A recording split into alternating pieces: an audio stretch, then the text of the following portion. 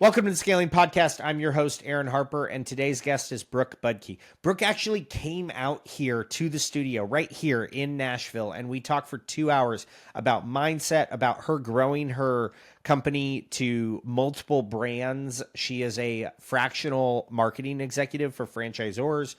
Oh my gosh, the lessons I learned of how to not be liked and do your job was at 30 years old, one of the hardest parts of my career, because everyone hated the marketing team. And They still do. it's correct. Like it's always a marketing problem. It's the hardest job in franchising. It's why people call me and say, gosh, we have a revolving door. We talk about content. We talk about personal branding. We talk about the mindset necessary to be successful and to grow something despite all of the challenges that come along with growing a business. It's a great episode. I know you're really going to enjoy it. Awesome. We have Brooke Budke here today in the studio in Brentwood, Tennessee. Super excited to be in person. As you know, if you follow the podcast, we don't get to do this very often. So Brooke, welcome to the show. Your house, the show. It's my honor. It's really exciting to be here. Thank you. So for the audience that doesn't know you, I'd like to just dive right into your experience at Tidal, because growing a brand from that point to there, I mean, you and I could probably spend 2 hours just talking about what that looks like. But for the audience that doesn't know you, talk about like being 30 years old and starting like as an executive at Tidal Boxing. It's a great story. So I'm a big believer in manifestation also, and like affirmations and compressing timelines in your life. So attracting things that you want faster. So I was 29 years old. I was like, I'm going to be a marketing director of a national fitness brand. But I was like, I'm going to go move to Oregon and work for Nike. Because if you could work anywhere and you're 29 years old, what are you going to do?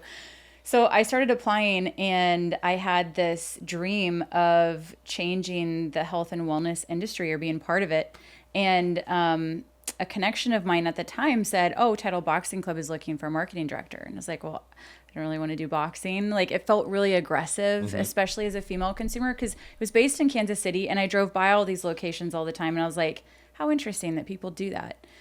And so I didn't really know a lot about the brand, but I went to the interview and, long story short, signed my employment agreement on my exact 30th birthday, September 4th, to be the marketing director of, at the time, one of the fastest growing franchise brands in America, and it was in fitness. How many units did they have when you started? There's probably 30, I would say around 30. So it, give or take, there was probably around 30. 30 franchisees or 30 probably 30 studios? units. Okay, 30 units studios. open. Mm-hmm. Okay. And then we sold north of 600, and I don't know the exact timeline, but it was under a year. I mean, that's wild. It was lightning in a bottle. And I didn't have franchise experience. I came from the direct sales industry. So we had 33,000 independent representatives, US, Canada, UK, Mexico. So I was used to doing... In your previous job? In my previous job. Okay. So I was used to... Everything in direct sales is just like franchising, but like think of your buy-in would be $249, and you have a jewelry kit and you're selling to women in your neighborhood, versus $250,000, $1 million buy-in where franchisees have their life savings on the line. Right. But I understood the same strategy, which is sales, marketing initiatives. How do you get them to understand what you need them to do from the corporate lens? But there was no brand guide, no tools, no resources, like no logo sheet even of like, these are the logos and the colors and the fonts. They didn't have anything when you started? No, because God. they were going through a brand refresh. It started as like this MMA cage paneling, kind of grungy, selling 3-year contracts for fitness, like low ticket. And then it went to premium and the rebrand. So then it was, needing fewer members, more boutique, more high scale customers. And so in that rebrand, it was just like everything was brand new, and everybody was doing something different. Everyone was using their brother or their uncle to digital vendors to print providers. I mean, it was the Wild West. It was the Wild West.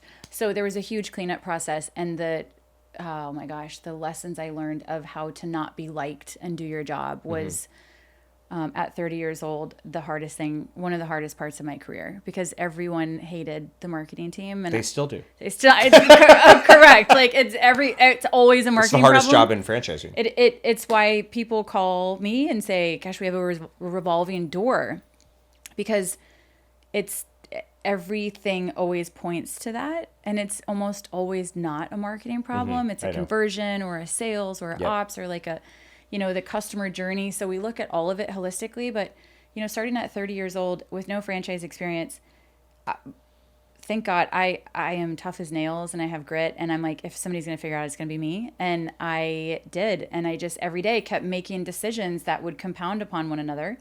And then we sold that many. So it probably 8.5 years, I want to say, we had 200 open just before COVID. And of course, all of them shut down during COVID. But then we took the company through an acquisition in the middle of COVID, sold it the last day of the year. So it was from... In 2020? In 2020, yeah. Wow. So from going from fastest growing franchise in America in 2014 by Inc. magazine, we had like 1,500% growth and no tools or resources, team of one. And we went to market probably halfway through to sell the company. Yeah, halfway through that process. And they're like, great that you've sold these. How are you going to get them open? Yeah. And it was one of those questions. Everybody sat there and was like, why is everyone looking at me? Like, oh my God, we don't have a grand opening plan. Yeah. And so we, Josh Lyon was our head of ops, and myself, we just I know literally. Josh, I've met him before, unbelievable executive in franchising. And we did this like Candyland sketch of like, if they're going to go from place to place, what do they need to do? How do they get open? What does a pre-sale look like? What does build out look like? How do we compress it? And then our top franchisee had 665 pre-sales for his opening before he opened, in the middle of America through winter even. It was, what we did was we built a pre-sale strategy that hit every time when executed. And, in franchising, it's not always executed, but the playbook worked. Yeah. So we had a minimum of 200 pre-sales to be sold before they could open. Yeah. Yeah. Yeah. So then the growth it felt easier when they had the nest egg, if you will, built versus in the beginning. You know how it is. It is hard. Mm-hmm. It is really hard and scary, and you're responsible for everyone, and you have to say no to almost everyone all the time. Mm-hmm. And you also have to be comfortable not being liked. And it's very similar to parenting. You have to do what's right for the greater good of the family versus for one. Mm-hmm. And then the culture starts to get involved in that and understanding how to work in it. So it was the toughest job I've ever had, and turned out to be the very best because it set me up for where I'm at today. Yeah. So I don't know if you know this about me, but I did a similar turnaround with the Patch Boys. So when I was on that brand, there was no systems, there was no playbook, there was no training, literally no marketing suppliers, and we stepped in and they were like, Aaron, sell this. Mm-hmm. And I was like the only full-time employee on the brand. There were 98 units and 40 franchisees. And I was like, wait a minute, we don't have anything to sell. What are you talking about? Right. We got to build it first. And so we did kind of a listening tour. We went and listened to the franchisees, and then we built systems around everything they needed. And then we from that point, the first franchisee that we launched was profitable his first month, and then we added 223 units in 2 years on that formula.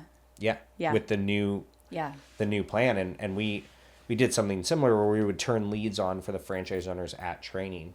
Now we do it a month before so that we could have a similar thought process around. But gosh, doing a turnaround I think it might be harder than starting a brand from scratch. Because it was also a rebrand. Right. So these franchisees, they bought a business that was $50,000 maybe to build out, because it was cage paneling and some squishy mats and some heavy bags. And then it went to $250,000, 500,000 based on wherever they were. And it was premium, and the product was different, and it was targeting women? 35-year-old female. Yeah. Which is 75, different. Yes, 75% of our audience. And so I was like, okay, I don't know franchising, but I know her. I know her very well because it was my friend group, and then my up and coming friends, and it was myself. And I probably had 4 to 5 boutique memberships at all these different places. So then I would just like understand and study what she wanted and needed, and then be able to write it into the marketing of the brand. And that was when I started to win the trust of the franchisees. And it wasn't all of them. I'd be lying if I said that. There are probably still today where I'm like, Sure. I have great respect for them, and they also probably still didn't like any decision I made. And that's just part of leadership. But I was like, if I could teach them what I know about how to think like me, then I'll learn the franchising stuff as I went. Yeah. So I was like, okay, let me show you. Usually male, middle-aged, may have daughters, but maybe fit, maybe not. Let me tell you what your audience wants, and like help you understand from her lens how to connect to her. Sure. Because when you think of social media or ads or images, they're like, well, why are we doing this? I'm like, because remember, you're not the target. Yeah. It's one of the hardest lessons for franchisees to understand is like, it's okay if you don't like it, but this is the target audience, and like, this is what's going to attract her. So that was also a huge lesson in there of like teaching somebody how to see your lens and what you see versus just what they know to be true in their location. And most of the franchisees were male? Yeah. Yeah. So you have to talk to them about how to communicate. With women. Like, hold on, let me tell you. Yeah. And it's not, there are just blocks sometimes in communication, and it exists in franchising, but in business in general. And so I'm like, okay, I learned to ask the question, what else could be true? And I would ask that to the franchisees when they were stuck on something. Okay, great. I know you see it this way. Have you considered what else could be true? Because then your brain can actually start to unlock different truths versus that confirmation bias of saying it has to be this. I know it's this. I know I'm right. Because a lot of times the franchisees are right. But if you look at what else could be true, like how is this impacting your neighbor franchisee to the greater good, to the business, to the brand? And so it's like a lot of, I think a lot of success in franchising comes with people who know how to communicate well, because the conversations you have are hard. All of them are hard with people that know more than you, that have invested more than you, and that have more on the line. And you have to just listen and understand, and then communicate back to them what you heard them say, so they even feel like you understand what their issues are. So much of it, I think, in franchising is, people say it's all about the relationships, but it's like, it's communication. It's communication, and sometimes it's over and over again. Yes. It's like communicating the same thing. Yes. 4 different ways in the same week from 3 different people. Yes. Saying it. Yeah. I mean, so how did you deal with the hate? I mean, I don't know if hate's the right word, but there was hate. Yeah. I mean, and I think that a lot of people might not know that about franchising is like the executives, the CEO, the founder, particularly the marketing executives, there's nothing sometimes that you can do that will be quote unquote enough. And so how did you deal with that? So Aaron, I've never been asked that question, and I have been on so many podcasts, and it's, I have chills actually thinking about it, because I think as people, if you answered that question first, like how do you deal with hate and rejection and people not liking you, is so much more important. And then how you bring it into business. And I mentioned earlier, like I do affirmations, and my energy state is really important, and like how I start my day and my habits. So I'm like, if I could be the very best version of me, and know that the headspace I'm making these decisions is for the betterment of the greater good of the company. Right. Like, I was like, that's what I have to hang the hat on, because like 50% liked it and 50% didn't. And every day it was different based on whatever decision. Some people were good at social. Some people were good at community marketing. Some people were bad at all. Some people weren't spending money, like the variety and what they were doing. So there was always a reason for them to not like me. And it's always your fault. And it's always, yes. And it's always, and it is. And like, I get it too, because like, so part of it, like I've also learned about effective blaming. And this is like through like business coaches, and I work with the Tony Robbins results coach, and she like taught me this theory of like effective blaming. Like if I'm going to blame you for it, be like, it's your fault that I'm not successful. It's like, okay, great. Well, what else is my fault? And the effective blaming is saying she's also set me up with XYZ in a good way. And so part of it was like, I learned how to pause and listen to somebody when they were upset. And then I started to find what their need was. Because one of the things I've also studied is the 6 human needs. So there's the need for certainty, variety, significance, love and connection, growth and contribution. And if you look at somebody's behavior, everything they do is just trying to meet their needs, because it's one of those needs is their top needs. So if somebody was like lighting me up all day long and needs analytics and doing all this stuff, like that man needed to be certain, like he needed certainty. So I started to respond to him in a different way than somebody, maybe not stereotyping here, but maybe a female franchisee who was looking for connection and community and something different. So then I started to communicate with her in a different way and asking about her life and her children. And so like when I talked about like communication, it's really like understanding people's needs and knowing they're just meeting their needs. So if it's not about you and everything they're communicating is about them, I'm like, okay, well, I started to learn about people. And then I'm like, if I don't internalize this, I mean, you do. Like the human nature does. You're driving home and you're like, I just don't think I did good today, you know? But I would always call a good franchisee on the way home. And I don't mean good performance, but somebody who you had good rapport with. Yeah.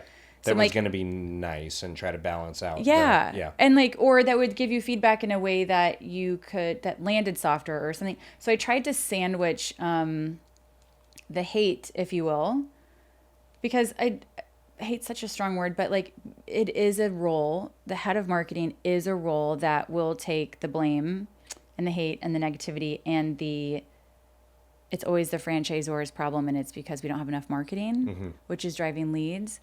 So, you know, nobody has ever asked me that question, and I would say I learned how to deal with it by becoming a better person myself. Yep. And that, like, I call it the shadow work, and like seeing like, well, is what they're saying true? And like, can I challenge our beliefs and my beliefs and the business, and could we do it different? And that takes great humility, because the ivory tower mentality from franchisees saying corporate as ivory tower, there's truth to that too, you know, like, because they're not in the field all the time either. So I started to sit in the uncomfortableness of, could there be truth in what they're saying? And then trying to work on myself and then the team and the business to make it better.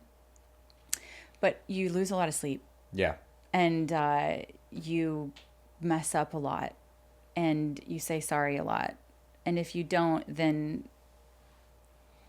you're really not liked. you know, then the hate is like, then it's stacked upon even more. So like the transparency word that's thrown around all the time, I think if you're honest with people, I always say like clarity equals kindness. Like if you could just be clear in what it is, it's okay if they don't like it, but as long as you're clear in what it is, it's a kinder way of leading.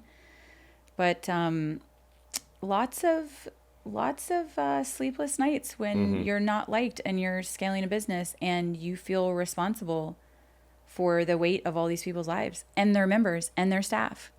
I mean, it trickles down so far with franchising, and it's isolating. It is. I think just owning a business in general. I mean, for me specifically, like, no matter what, like if it's either the marketing's fault or it's the own founder of the brand's fault. And I think in franchising, like, what for me specifically, it's like, am I doing the right thing? Is it the right thing for the brand? And do I feel good about it inside? And someone in Dallas may think of it in a different way than someone in, northern Pennsylvania. But ultimately, like, my duty is to the brand. Long term. And whatever that means, whatever decisions I have to make in order to protect the brand long term, what people think of that, I've learned, is like not like, it's not something I can control as long as I'm making the right decision for the brand long term. And no one has the same vantage point that I do.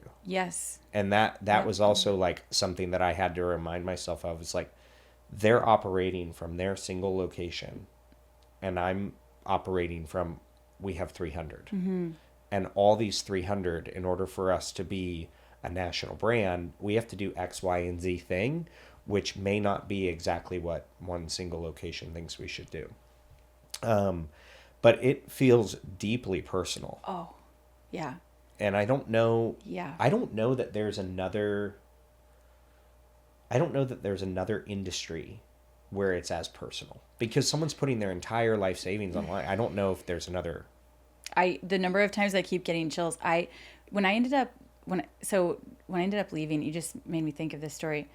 So I was named brand president after the acquisition, and it was the target. It was my goal when I started as a marketing director. Is to go from marketing to brand president. Yeah. Because I was the face of the brand. I was the copywriter.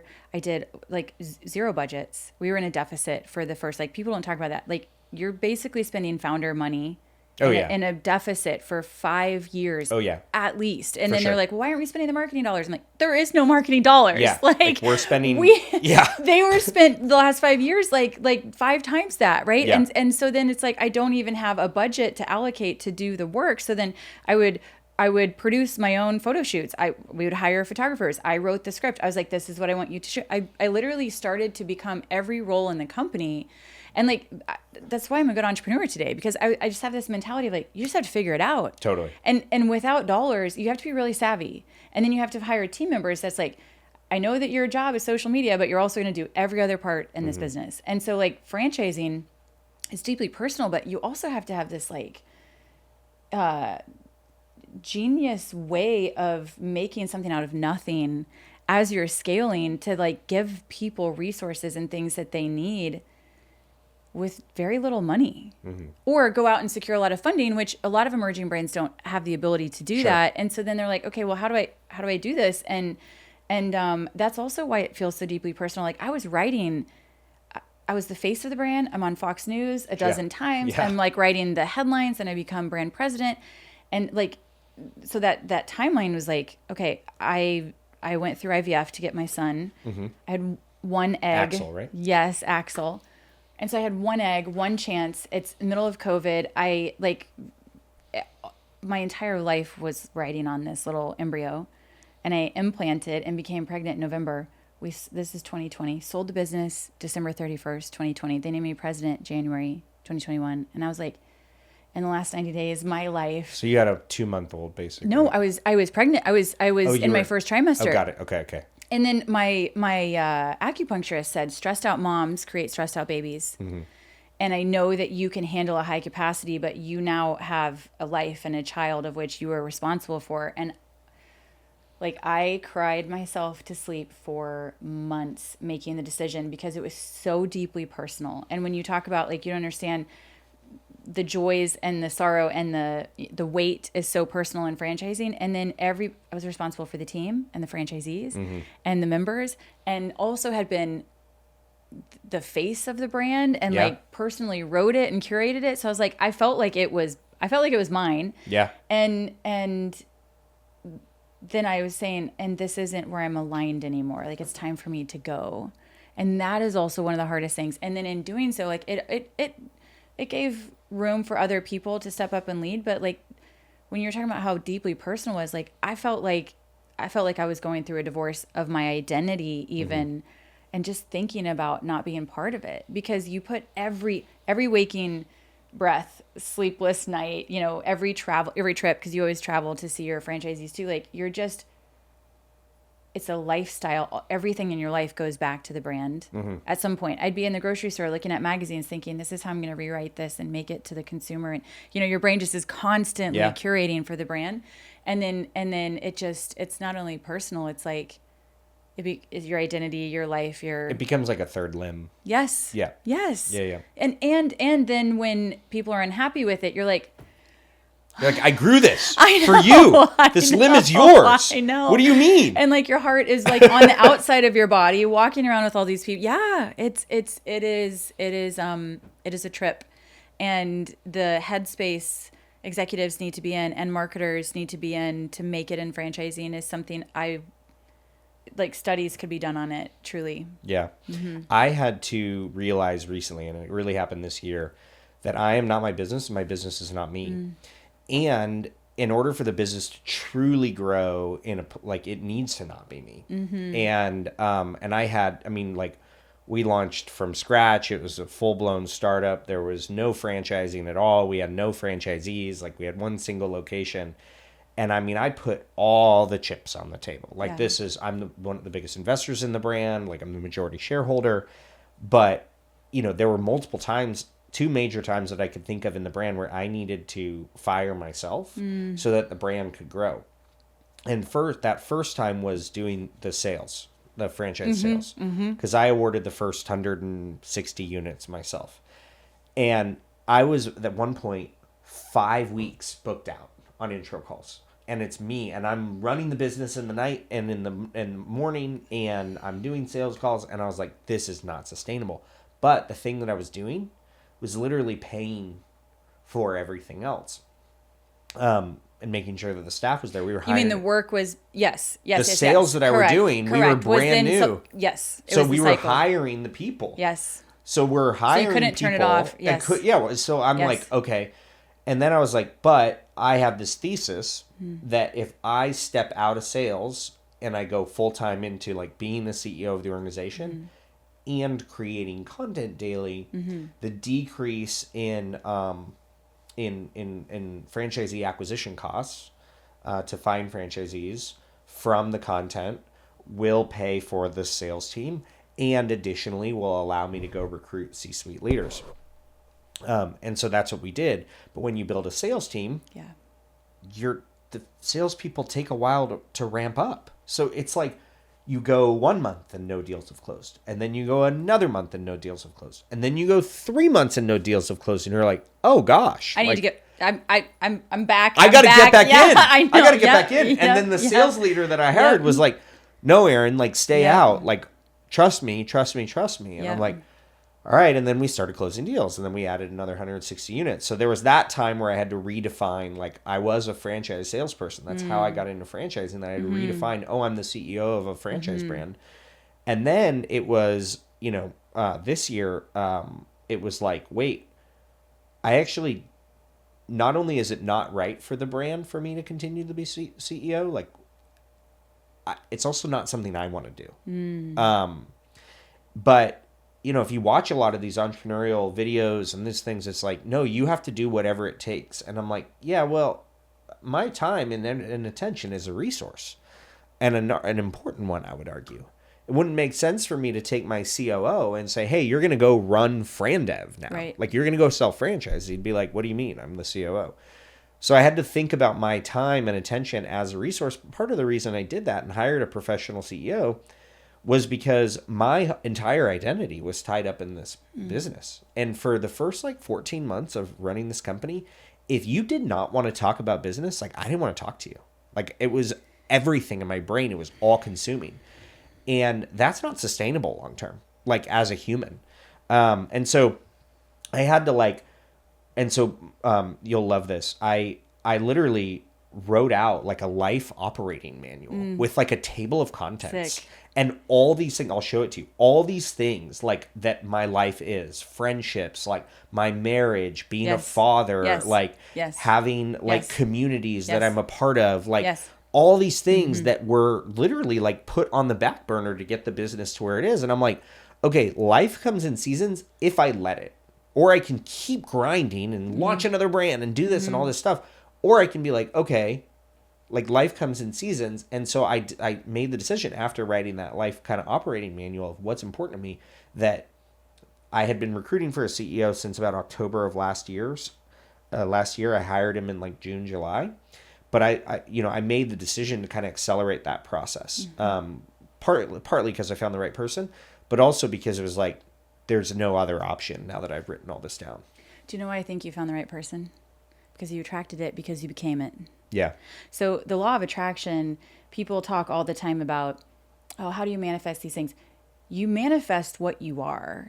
The world is a mirror back to you. And so there are so many lessons in what you just talked about, because I also as an entrepreneur, you can't skip the grind. No, you have to do it. What you just said was okay, there's a season for it.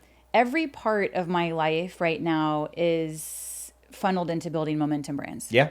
Because it is I'm 3 years in. So I'm no. This is I'm down, head down. This is in the growth cycle. Yeah. And then you start to add in the tools, people, chess pieces that will help take it to another level. You knowing you most is actually I'm going to give you another phrase. I always say Delulu is the Salulu. So like you have to be absolutely delusional to actually have the solution for your business and life. And like people think he's either genius or he's crazy. Yeah. And you'll hear both, right? Like he's a madman or he's a madman and like he's doing well. But like you have to be that at first. And then you get to the point where you're like, okay, now I need to go do that in another area. And you take that same formula and say, now I'm going to go do that for the franchisees. And then you take that same formula and say, great. So what you did was you taught somebody else how to think like you in FranDev. Then you teach the CEO how to think like you in CEOship. Now you go teach the franchisees how to operate as a leader or, you know, what's next in the business. And for me, that's the evolution of a leader, of a CEO, of an entrepreneur, of a visionary. And the ones that get so stuck, I call it founder syndrome. Like you have to get out of being the founder and then also be an owner, operator, CEO, executive. And those, like, that's actually half of what I coach when we're dealing with emerging brands is like, you got to go from founder to leader. And those, what you just described is that, like, you were like, I will tunnel vision no matter what, I will crush this. And same as like when you're training for your triathlons, you know how to win. So you're going to do whatever it takes to win and make the path really, really narrow. But then you get to the point where you say, okay, I can look up a little bit. I can look up a little bit, take a breath and say, how else can I get better? And as emerging leaders, especially in franchise brands, like we've worked with 30 in the last 3 years, the ones that I can tell you will make it no matter what, just, I don't know if you cuss on this show. We do. I was going to say, totally I was going to say, like, they just fucking grind. Yeah. Like they just like, they say, I will do whatever it takes. And they will also invest when in the belief before it's there, hire before they're ready, like know that what they're doing, the energy will come back because they're choosing to be that person. So what they're attracting is franchisees and partners and people that are just like them. So your story is like, it's just like it's such a lesson in becoming a better version of yourself, and then you're attracting the people like that into your business, and then the business is multiplying on the belief system of being a better person. Yeah. And like going above and beyond and doing whatever it takes, constant, never-ending improvement. And like, of course, that's the culture. Of course, the CEO just appears, and people are like, "How does this happen? It's so easy for you." No, it's not easy for you. Yeah, you have to evolve. Yes, and and like that takes a leader who's willing to look at, am I the best person for the job? Most people would say yes. And most of the time it's not. Yeah. And like, so there's so many lessons in like that story of what you just said. And I want to see the Aaron Harper, EOS, because it's like, you're also writing down, like, this is your belief system in those things. Yeah. And it's likely that your team members also possess similar characteristics. Highly likely. Well, part of the reason I did the franchise development at the beginning was it was my skill set, but also because I could attract the people that I wanted in. Yeah. And a lot of the people that I talked to were very similar to me in terms of like, they wanted to, build a large business. They had a higher risk tolerance. They were generally younger, like, because I'm putting this stuff out and then they're getting on the phone. Yes. With me. So meaning, I'm sorry, your employees? The franchisees. Or the franchisees. Yeah. Yes. So like I wanted to be in charge of saying yes or no. So like I did and I honestly advise anyone who launches a franchise brand from scratch, that is probably the highest leverage thing you could do is select the right franchisees at the beginning. And when they buy in, especially an emerging brand, like they're not necessarily buying into like 14 years of data. Even if you've got 14 years of your corporate locations doing a certain amount of revenue, that's not a franchise location. And so what they're buying into at the beginning is is me. Yeah. And understanding where my vision is and everything like that. And I just have so much trouble with that when it goes to like a sales organization because they don't know what the vision is. They're just selling numbers or selling whatever lifestyle or whatever it is. Whereas if they talk to the franchisor specifically, like the founder of the brand, then they're going to have, I think, the better opportunity of having a closer connection. But yeah, so title boxing, what was it like being the president versus being marketing, and how long did you stay in that role? It was really short. It was I left by April. So it was only a few months in that role. It was a few months. However, the thing that I loved about the leaders at Title was whether it was intentional or not, the executive team all felt like they were owners. Yeah. Like myself and Josh and Susan, the president, like we did whatever, like we just all played every role. And so in that, like I had always acted internally, like it was not anything I ever said, but it was like, if I was going to be the president, how would I make this decision? Like I had like done that for several years. Yeah. But right when it happened was like the biggest catalyst turning point in my life and every part of my life, plus all the COVID stuff, you know, plus. There were so many other things. But even instantly, when every single person in the brand is shut down during COVID and all of them are calling saying, Brooke, what am I going to do? It was every problem in the company. Because like I had handled every problem in marketing and sales and training because it all kind of goes the same. But then when it's like legal and real estate and all the funding people were trying to secure, I mean, it was every issue. Plus we were new ownership group, you know, everything. There was every single decision. And I'm like, is this what I want? Like, that's what I kept asking myself. Is this what I want? Because I've never set a goal I haven't achieved. Like, it's just, I've always had this belief system. Like, I will have to and be anything and everything I put my mind to in this life. And so then I got this and I was like, BB, like, did you evaluate what this goal was going to be like? Like, did you want this actually? Was it the title or yeah, the or was status? it just like, like, you know, when you do your triathlon and you're like, okay, is this going to be, am I going to go for it? Like, am I going to be a competitive athlete in this space? Or am I going to do one and done? Like, you know, it's like when you get to the goal, like, is the goal what you thought it was? And it's like almost always no. Yeah. Like my first marathon was like, I don't ever need to do one again. Yeah. You know, I was like, it was 2004 and I was like, I was running on 18 miles and like 8 more. And I was like, you gotta be kidding me. Like I have 8 more miles in this. And I was like, all right, I checked it off the box, whatever.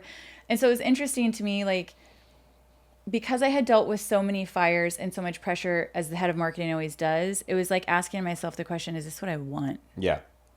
And at that stage of my life, the answer was no. And I was shocked. Yeah. But I'm also, I always say I'm open to life surprising me. I'm open to not being attached to the outcome, because if you're not attached to the outcome, but you're attached to the work and who you are along the way, then who you become is significantly different than the outcome. So somebody asked me at Springboard, hey, would you be a brand president? And I said, absolutely not. Yeah. That's also a very tough role. It is.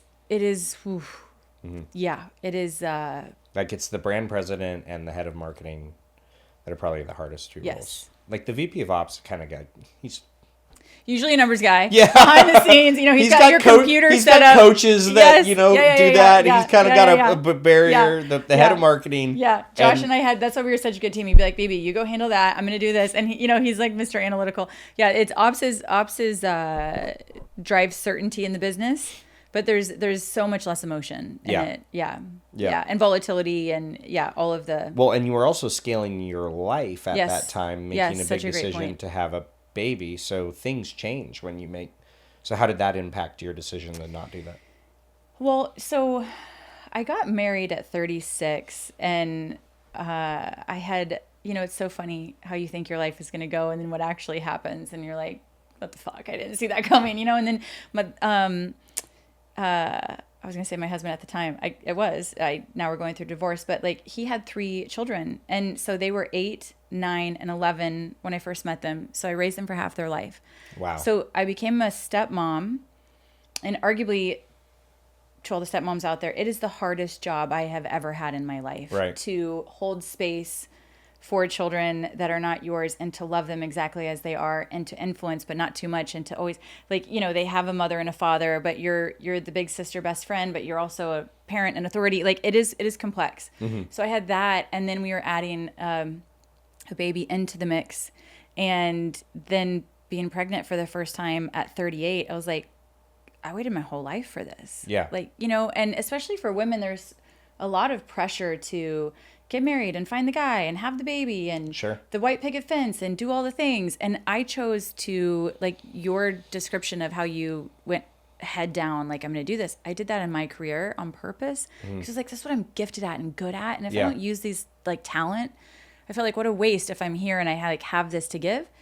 And then I woke up and I was 36 and I was like, oh my God, I want to have a child. Like, I want to get married. So then when we went through IVF and I got 3 eggs, okay, one of them became an embryo. So it was literally like a 1 in a million chance. That was like the only chance. Yeah. That was the only chance. And I'm not going to risk it. And for the first time, I was like, I think I'm going to pick me. Yeah. Good for you. And it was after that, oh my God, the number of times I've had to still stand up and choose me, since that was 2021 in January. Mm-hmm. And then you have to, once you have a child, you have to pick your family no matter what. Yep. Till the end of time. And it is like the greatest honor and the hardest job. And then I was like, I know I'm going to consult. I know I have so much more to give. I don't know what it's going to look like. I've never been focused on the how. I'm like, if I could just get really clear on the why, like the how figures itself out. And I took my first client in October. In fact, Trevor Emerson, he's from Nashville. Do you know Local Searchmaster? Mm-mm. It's a digital agency. They're based here in Nashville.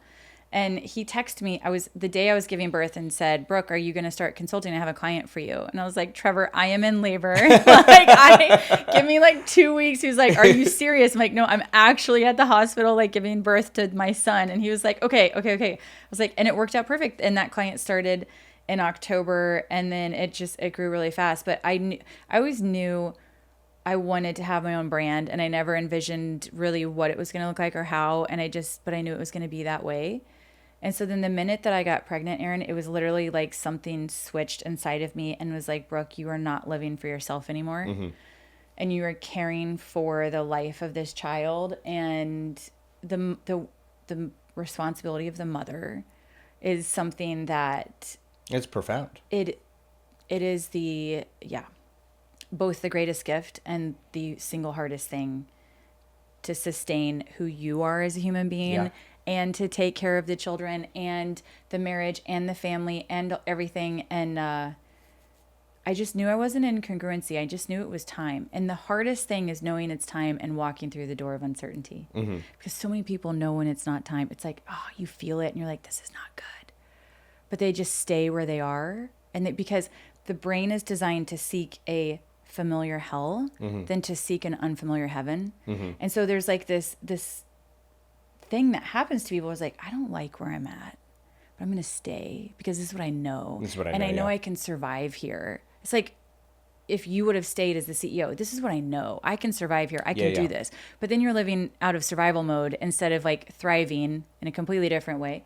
So it was that intuition for me of saying like, this isn't right. And I couldn't put my finger on why, but it was literally the moment I got pregnant, I knew. Yeah. And I was like, damn it. Like, this is not going to be good.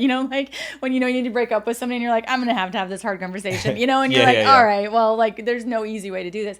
And so for me, like now even I could never go be an employee again because I take my son to school every morning and I pick him up and we have a huge life and he is number one, and I will clear my entire calendar because I'm his mother, and I have now living by myself, single mom, starting over from scratch in the last since April, and every part of his life and every part of my life and every part of the business is all me. Yeah. All the time. Yeah. And so if I'm not like good and locked in, it's like, no, that's why I do so much energy work, because it's like, I got to, you care for the child and you care for the business and you care for you, but if you don't care for you first, then you actually can't take care of everyone else. Mm-hmm. And I think that's one of the hardest things for moms.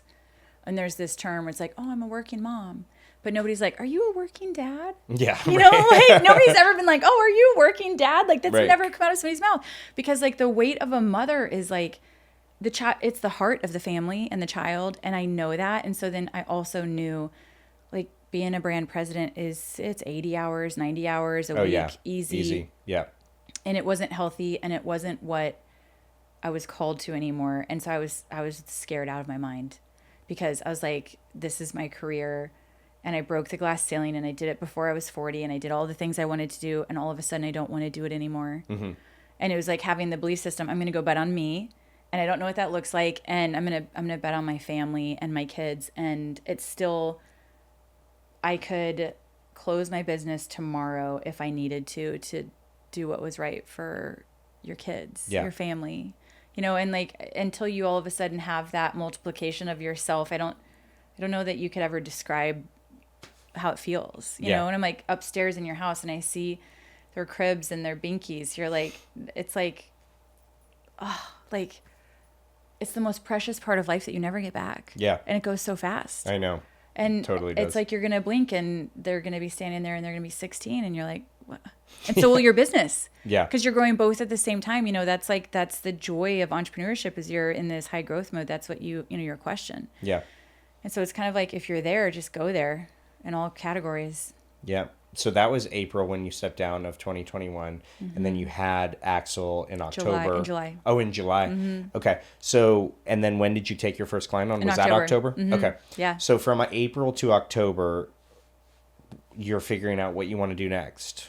Walk me through kind of what that evolution of then launching Momentum Brands, which at the time I think was called something different. Yeah. I didn't have a name. I was just Brooke. I'm a fractional CMO on my name, because I didn't have any employees. So golf courses were not shut down during COVID. And we would go out on the golf courses when I was pregnant, and it was July and I was swelling. And I was like, oh my God, I'm not going to play. So I would put my feet up on the golf cart and I would just drive around on the golf cart. And so I had all this time outside. And I swear to you, the more time you spend outside, the better your thoughts are. And it was like this gift. COVID was so hard in so many ways, but I was outside every single day.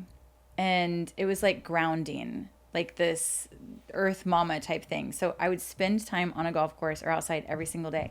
And I would walk and be one with nature.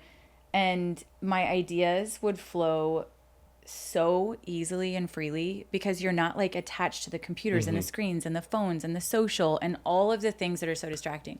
So I just started dreaming openly, like if I could do anything, what would it be? And the mission of Momentum Brands today is to help the people or person we used to be. And I was like, if I could go back and help Brooke, who it was great that the founders gave us free reign to do whatever, but I wish somebody would have told me what to do. Yeah. Oh, totally. I wish that there was a playbook that was There's already no there. systems for franchisors. Franchisors have to figure out their own systems, which I think is a huge missed opportunity. Yes. So I said, okay, if I could do that and I could help emerging brands scale and like their lives better, because I liked my life because of my belief system, but very few people in franchise marketing like their lives, and very few leaders do. If like push comes to shove, like, man, it's just hard all the time.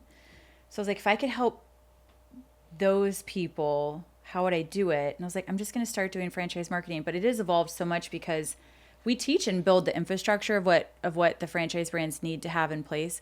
But one-on-one, it's like you and me talking here with the CEOs. I'm like, this is how the books you need to read, how you need to eat, how you need to when you wake up, how you run your meetings, the infrastructure for your team, how do you handle partner conversations that are uncomfortable. Like the questions that are being asked have nothing to do with marketing. Yeah. It's about leadership and lifestyle and being the CEO of your life and scaling yourself, all the questions, because nobody's there at the top but the person. Yeah. So it's like it started as franchise marketing, and that's absolutely our lane today. But I had this belief that if I could bottle who I am and what I do into a company, what would that look like? And that's really the evolution of Momentum today, is because it's like, you're talking about deeply personal. Yeah. It's like, it's one-on-one executive coaching and building the marketing and helping the marketer feel better and helping these leaders get through it. Yeah. Because like you said, there's really not a playbook for franchising. Yeah. For franchisors, there's not. I mean, especially with marketing specifically, because it's so unique. So what stage companies do you usually work with? It's a good question. You said 30 different brands. So what's kind of your ideal customer profile? Ideal is different than who we normally, well, I'll answer it both ways. We have brands from 1 units and they're funded to 50 to 75 units. Okay. And generally speaking, they're under 100 and most of the time. Each one, there's pockets of what they need, because we do consumer marketing, grand opening, local store, and franchise development. Yep. And really teaching them how to build the infrastructure of what do they need to have in place at the parent company, really, franchisor. But ultra emerging, they're like organic fran dev, I need to get deals. Then the people who have some fran dev, they're like, ooh, I got to get them open. And then we have a brand right now that has 55 to 60 units open, and they have local store marketing headaches left and right. And so based on the life cycle of the brand, I can almost always anticipate what track they're going to start on. Yep. And then we start everybody on consumer marketing because they need to know who they are. And oftentimes too, like you mentioned, the vision and the mission of the brand, like you don't have time to articulate that in the beginning. And then you're growing so fast. So we say, let's slow the train down and get really clear on the mission of the company, differentiators, vision, and then all things flow from that in all three of the categories: Fran Dev, local store, and grand opening.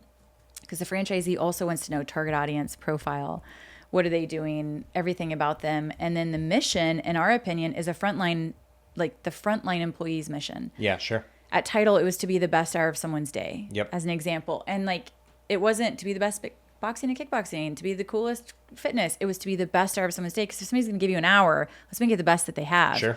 And so that frontline mission, we write out of the 30 brands, we've written all of their missions. Okay. We do all of their consumer tightening and positioning, because it's like, what do you need to be 10 years from now? And let's make that happen now. Yep. And then local store, grand opening, and Fran Dev flows so easily, because then it's like, I have the exact formula they need for grand opening, new store opening checklist, the budgets, the tools and resources, all of that. And then it's just custom to whatever their brand needs are.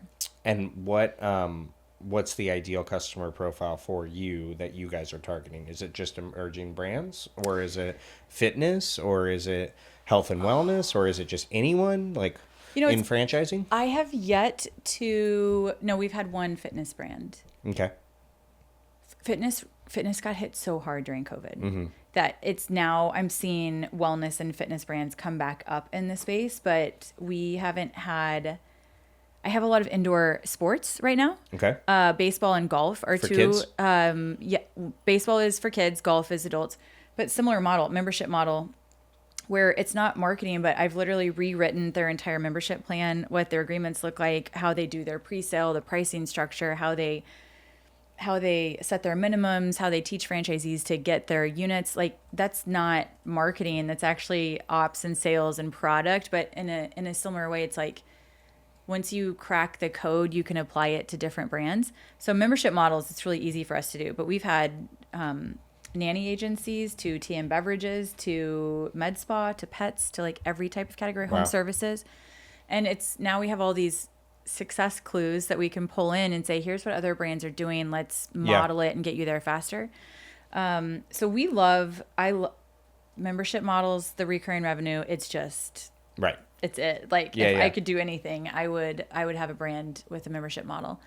But really it's my favorite ideal target audience is all about the CEO. Yep. It's not even about the brand, and it's not about the unit. Like, I could tell you which ones are going to make it 2 years from now and which ones aren't. Yeah. From 2 weeks of conversations with them. Yeah. Like, you just know when they have it and you know when they don't. And it's not that they couldn't have it. It's, are they willing to get out of their own way? Yep. As leaders. That's like those are the things I see in spots. So it's not even about unit size, but more so about leadership profiling that I've learned the most about. Probably similar to your franchise selection. Yeah. Yeah. So what are some of the things that these founders do to get in their own way that you try to help them block? Such a good question. One of the top things I see is big ideas, lack of execution. So lack of focus? Like they're all over the place kind of thing? Or because big ideas are good if you can execute on it.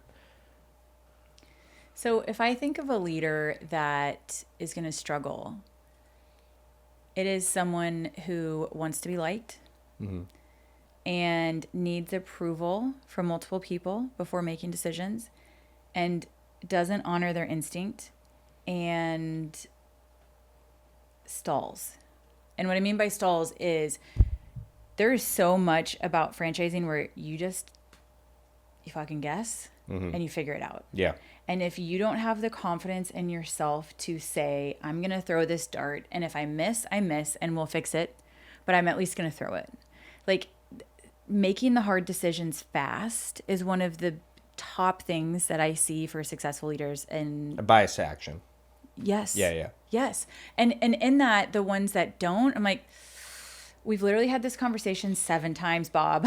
Yeah. I'm like, so what I heard you say is, I often repeat back what they say. I'm like, what I heard you say is this, is that what you said? And they'll say, no. I'm like, okay, so say it different, because that's what you're stating. So a lot of it is language. Like, they're not even used to, being a founder and an entrepreneur is different than being a CEO of a franchise. Mm-hmm. So it's like teaching them how to tweak their own behaviors. So people that are coachable, it's like they're going to win. Usually athletes, right? Yeah. Like they've been athletic or overcome a lot of adversity in their life are the leaders that will always find a way. The ones that are tough, or like use humor to deflect. They are like, oh, but I don't know. And do you really think? And it's like, you just are worried that people aren't going to like you if you make the decision.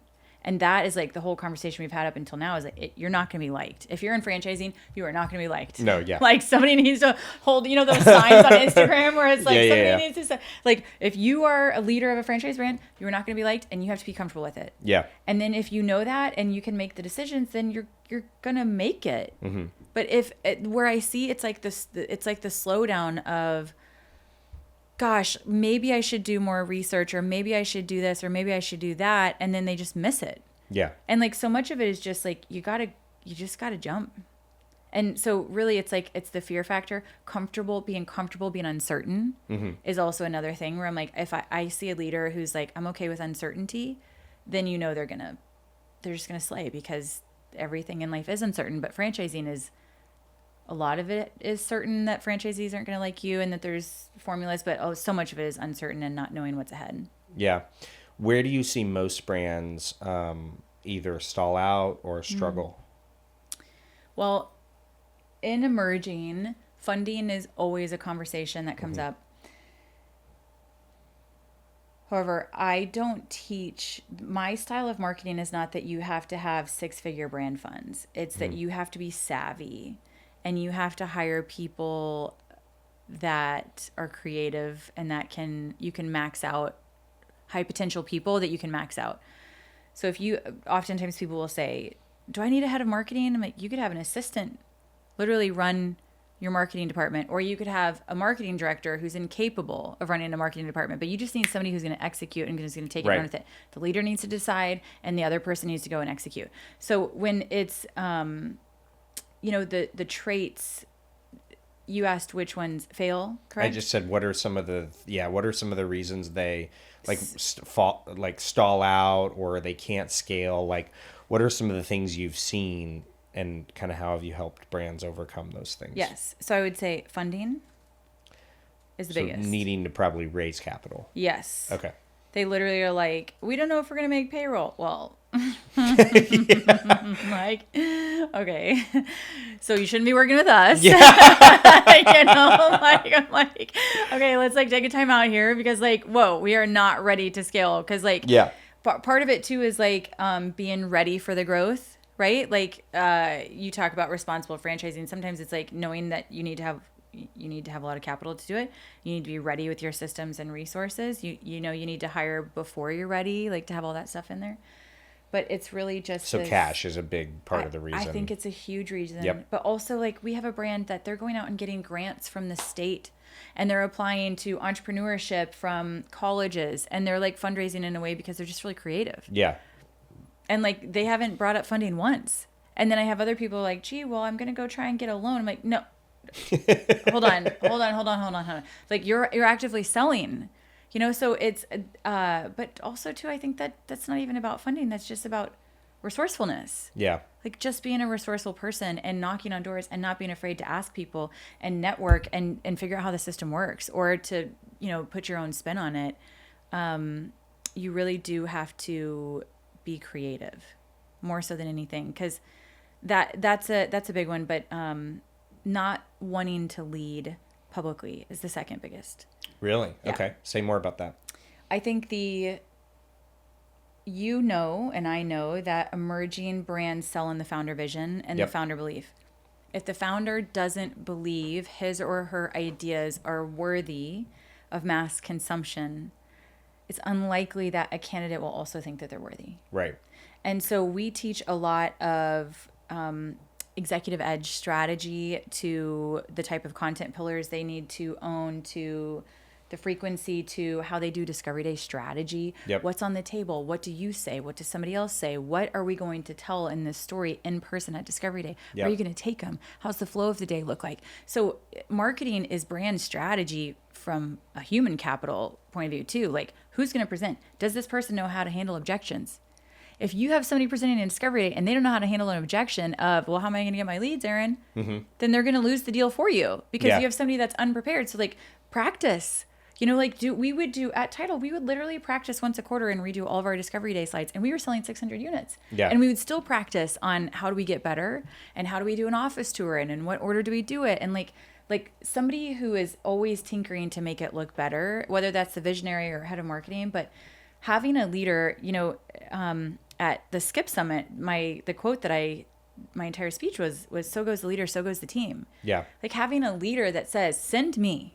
I will go. I will have the hard conversations with the franchisees. I will look how dumb or cool online, on LinkedIn.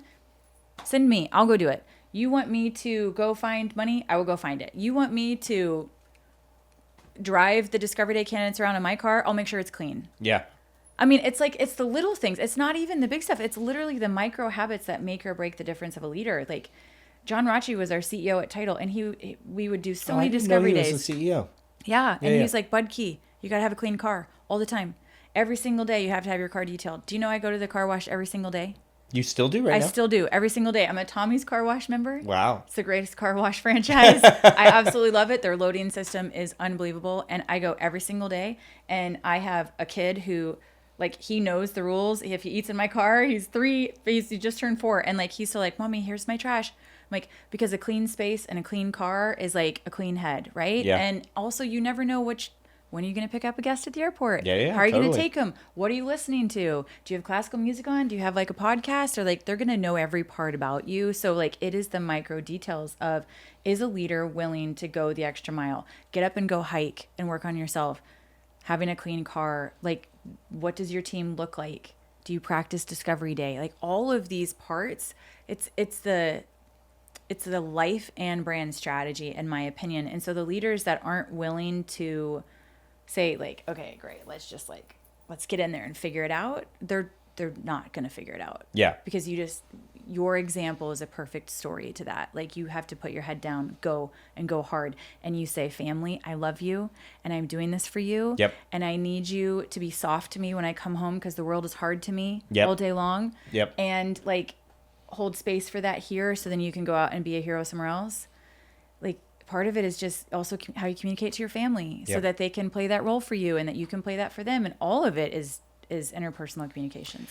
So Cash being able and confident enough to tell their story, Yes. whether it's at Discovery Day or publicly, Yes. on social media, on LinkedIn. And it sounds like you're able to help people with at least one of those things when they're strapped for cash. Because I see that as one of the biggest issues in franchising. I mean, people, through the content that I put out, will come up to me at conferences. One of them happened at the Skip Summit, and is like, hey, I want to do what you've done. I want to, and the first question I always ask is, well, how much capital do you have to go towards franchising? And 9 times out of 10, it's under $100,000. And I'm like, that is not enough money. So before we talk about like you hiring an FSO and selling a bunch of units, let's talk about how you're going to support franchisees. And supporting franchisees costs money.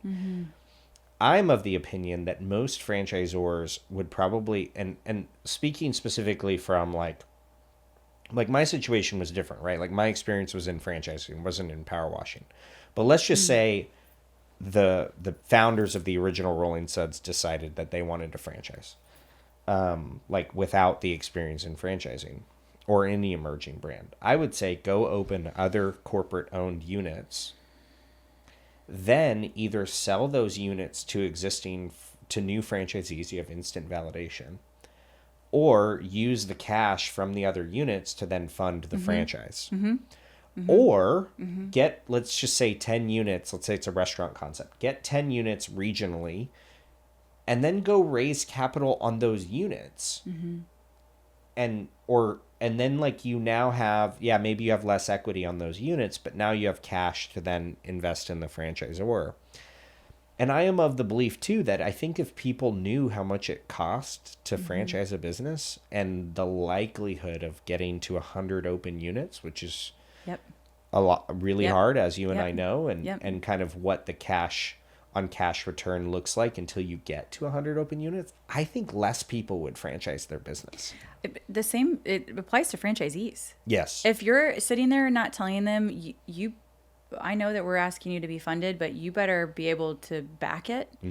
Because if you don't get out and do the work that you're going to do, like you're going to have to take this on, and like we're expecting you to not close because that's part of the, like having those conversations with the franchisors and the franchisees.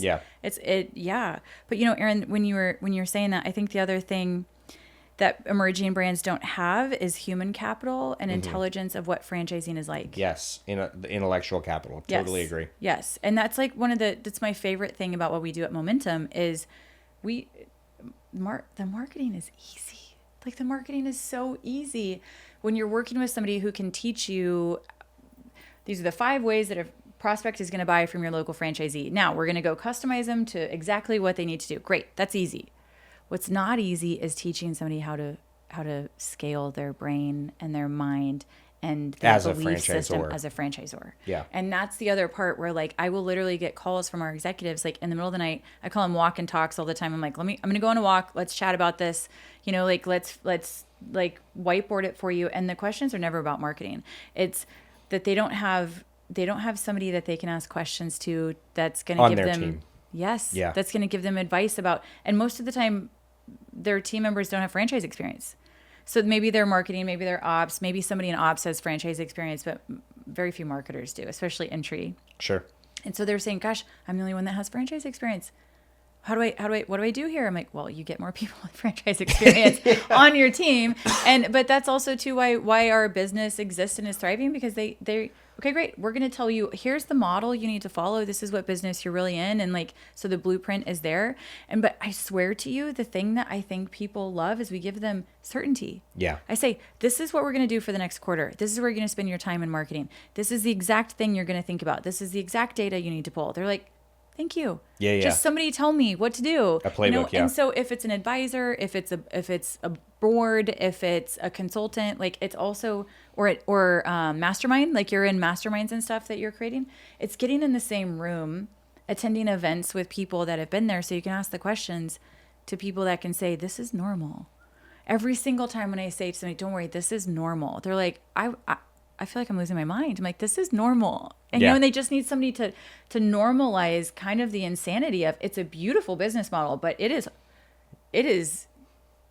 hard. It's not hard for the weak. Yeah. Right. And so then when you're in it, you think, is it me? Am I a bad franchisor? And sometimes you just don't know what you don't know. And this is just part of franchising. So it's also the human capital of like, I don't know what I don't know category in franchising. And that's always changing. Yeah. So having somebody a resource that you can tap into is huge. David Barr, who's you know, and he said the primary reason that franchisors fail is lack of capital. And it's not just capital of like money, it's actually intellectual capital of how to franchise a business properly. And knowing that someone who has a great junk business has no idea how to be a franchisor. Yes. And so what's required is finding people who do know how to be a franchisor, paying them really well, and giving them an opportunity that makes them want to come work for your brand. And I think that takes probably years of going to the conferences that you and I both go to meet those people and really sell them on your vision the same way you would as a franchisee. What are some of the major differences and or similarities of working with franchisees versus franchisors? Ask me that differently. What do you mean? So you were working with franchisees, helping them understand their local market. Yes. Oh, yes. Now yes. you're working with franchisors. So what are the similarities and differences of working with franchisees versus franchisors? Very similar. Everybody's emotional. Yep. It is like all day. So Hallie and I are neutral, and we are a sounding board. Meaning like you stay level? Yes. Yeah. Like, okay, so I know this feels like your world is ending, and it's not. To a franchisee is the same as to a franchisor. I know you feel like your world is ending, and it's not. This is part of it. But to a franchisee, when you're inside of a brand, there is a trust that is very different, where franchisees have a hard time trusting franchisor because they're not running locations. So if there's not like corporate locations, or you're not visiting locations often, and you're not in the market, they're like, you don't know my location. Sure, It's like the number one thing.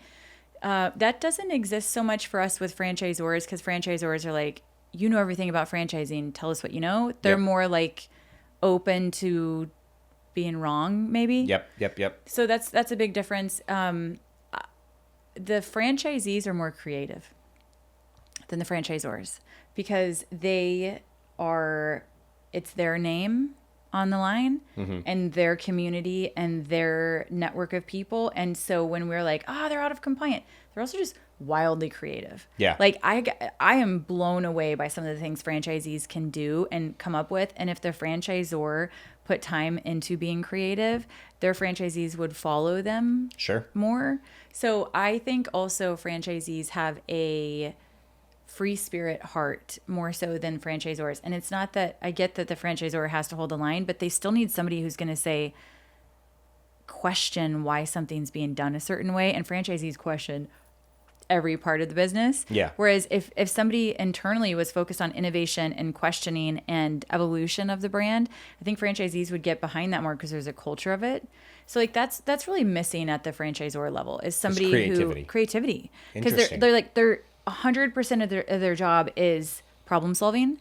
Okay. And when you're in that mode, you're not evolving. Yep. You're putting out fires versus planning for the future. Yep. Versus like, we will give you 15 ideas on how you work in B2B, and they're like, I never thought about that. And it's right in front of them, but it's as Hallie always says, like, you can't see the label from inside the jar. So when a franchisee's inside the jar, they're like, I see everything this way. But if they could step out and see new angles of how they could reach their audience, they would take it and run with it. Yeah. When we show a franchisor, these are new ways you can go attract an audience, they're like, okay. And they don't take it and run with it. You're like, try it. Yeah. Like have 5 franchisees be a case study and pay for it for them to try it. Part of it too is franchisees will take it and say, thanks for the tip, I'll go apply it. And then a franchisor will say, that's a really good idea. And you're like, okay, yes, I know. And apply it. So arguably, I think the creativity and the implementation at the franchisee level is higher than franchisor. But then difference is and also franchisors need to send people into the market but more. Yeah. So that they can get a feel for being on the ground in that city, seeing who their neighbors are, understanding, even on an iPhone, walk outside of the building, show me who's next to you. You could do a lot today on FaceTime, and it goes a long way. I also, I always send voice texts to our leaders. And if I were a franchisor, I would have my executive team send a voice text to 5 franchisees every day and speak truth into them about what they see in them and honor them, because it's building rapport and encouraging them. And then you have a system of encouragement versus fires and negative sentiment, because the minute there's like the riffraff of like, then it just like it goes so fast, and then the franchisor is like, we have a negative culture and I don't know how to get a hold of it. I'm like, you have to get a hold of it one person at a time and one conversation at a time, and then you have to do it every single day. So I wish the biggest difference is the creativity, the implementation, being quick on the franchisee side. But similarly, I think everybody is really in love with the brand. I think that's a similar, if they are buying in as a franchisee and your executives and the franchisor, I think most of the time people are obsessed with the brand that they're at. And that's really cool to see, because then it's like conventions, my favorite thing. Like everyone bleeds that color, and is like talking the talk, walking the walk. Like we would have product. We had a product convention where we did a train the trainer convention at Title. So we brought all of the trainers in and taught them all of the product. And it was the most electric thing because it was like the performers, not the franchisees. It was the ones teaching the class. And so then it was like this convention of all of these trainers who was our frontline product. So we also started getting creative on how we teach the product, because franchisees often don't then relay the message. You're responsible to teach the franchisee, but the franchisee sometimes needs help. They need to execute it. Yeah. So we started to do roundtables and at the different conventions and stuff. Yeah. But even just like going to different cities and having like meetups where franchisees get together in different cities and work together. Because believe it or not, like they're running their business and they might not be having lunch with their neighbor to figure out how to do it better. Yep. Yeah. We just started doing regional meetings for the first time. Our first one is actually this week. And then we have 4 planned between now and March for that exact reason. Who's responsible for that? My CEO. So he's responsible for everything. Everyone reports up to him. And so this was his idea of saying, hey, how do we get people together prior to the first convention, which will be in August? And of 26? Yeah. Nice. Yeah. And how do we get people kind of in their markets, working together, sharing ideas, and doing that. And it's funny you say the creative thing, because like that is me. Like I'm like very creative.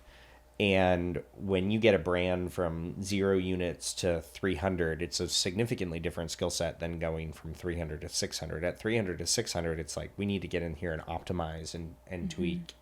And I'm like up here. I'm like, and so I've just fully leaned into that. And that's why there's so much content that I put out, because content is inherently creative. Like you have to synthesize the things in a way that a 6th grader can understand. And then you have to put it out regularly. And that takes like deep focus. And I mean, I'll block out like 3 hours and I'll turn my phone off because I need to be focused for that a period of time. And it takes like a level of creativity that I think you're right. Like franchisors probably don't spend a lot of time doing that type of stuff. Or nobody's doing what you're doing. Yeah. They're not. Nobody's doing what I'm doing. Right. And listen, you want to hire in marketing, you want to hire a product or the product, they better know what they're doing. Yeah. Like if they don't know how to make reels themselves, how are you going to have a playbook that's going to teach a franchisee how to make the reels? If they don't know how to dominate on LinkedIn, how are they going to teach somebody else how to do like yeah. Part of what we've talked about this, you're a 1%er. And in that, there is the way that your brain thinks and how you can get creative, and the studio itself, the setup, the lighting, the ceiling, the backdrop, how you tweaked the lights, how you like, you're a detailist and you look at all of those things, but then you're also a hobbyist and saying like, I'll figure it out. Let's do YouTube. Let's do Twitter. Okay, great. You know why? Because you're not afraid to be a beginner. Yeah. You're not afraid to look dumb. Yeah. And that fear blocks 99% of people. Yeah. I'm so afraid of what people are going to think about me or how I'm going to look. Well, guess what? They're not thinking about you, and they're not thinking about you at all. They're not thinking about you at all, and they're not going to look at you. Yeah. And so it's like, if you want to grow your business, you give them something to look at. Yeah. And also though, it's just, you talk about content, like on the way here, my Wi-Fi wasn't working on Southwest. So I got out my notes app and I'm like, okay, this is all the things I want to do and talk about in the next 2 weeks. Because if your brain's always moving, just find a way to capture it. Correct. And make it so simple. Yeah. I have a folder on my iPhone for my LinkedIn. Every time I take pictures, everywhere I go, I just move it to my LinkedIn folder. Mm-hmm. So every time I want to get up and do content block writing, I'm like, great. Do I want to find the picture first? Do I want to talk about the topic first? Mm-hmm. And then I go in and I know the topics. I match them with the picture. I schedule it. Mm-hmm. And then you do the real-time stuff like you posted just before this. And it's like, so then you can also be fluid and it doesn't feel so overwhelming. Yeah. So you can be quick and reactional and relevant and timely because you're planned and you're strategic and you're spending the time doing it. You turn off the distraction and the noise, but you're plugged into what the consumer is doing. And that, if a CEO understood, do you know the number of times that I've heard somebody say, social media is so dumb? I'm like, oh God. It's so crazy. it's so about to be frustrating. 2026. Yeah. And if you don't know social media, like your business is not going to grow. Yeah. And if you don't value So it, frustrating. it also tells me like what you don't value in your team. Yeah. And then you expect a 23-year-old fresh out of college social media specialist to grow the business on social. No. Yeah. It's not going to work. Yeah. And so it's teaching somebody how to get out of their own way and their limiting beliefs and say, it's me. I care. And it's okay to care about what people think about you. And you feel the fear and you do it anyways. Yeah. It is unnatural to say, oh, I don't really care what people think. No, everybody cares what people think about them, but you just have to do it anyways. And then, like you said, 3 years from now, people are going to wake up and say, how'd you do that? You know, like, tell me what you did. Yeah. And you're like, I don't know. I just figured it out. I just did it every day and Every despite day. everything.